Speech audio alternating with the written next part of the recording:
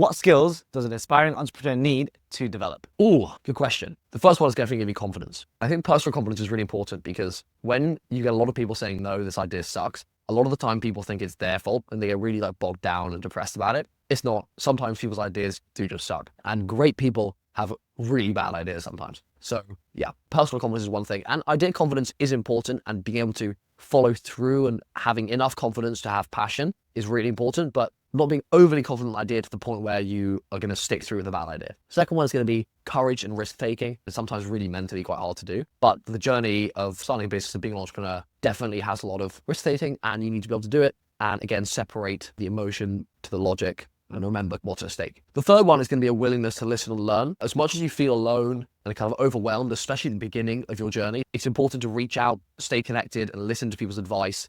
It may not always suit you, but collecting feedback really does help streamline your journey. The fourth one is going to be time management. Especially as you're young, you end up having to do a bit of everything, even more so before you have a team, because you end up being your social guy, you're your editor, you're your CEO, you're your founder, you're your own cleaner sometimes if you have an office.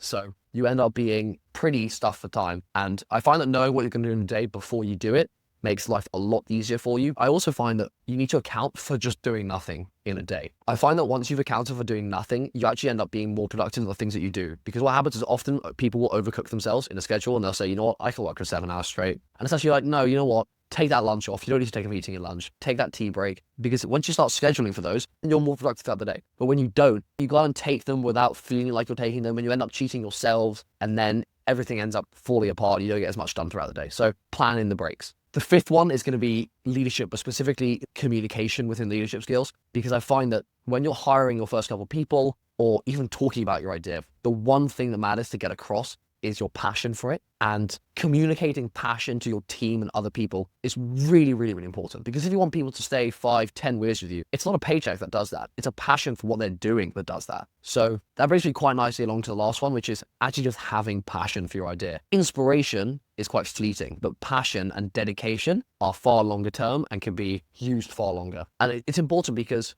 things are going to change massively inside work and outside of work that are going to really, really wear you down. And none of those things are in your control entirely, but your passion is. And your passion is, at the end of the day, what's going to decide whether you continue or you don't. So having that passion, probably the most important skill.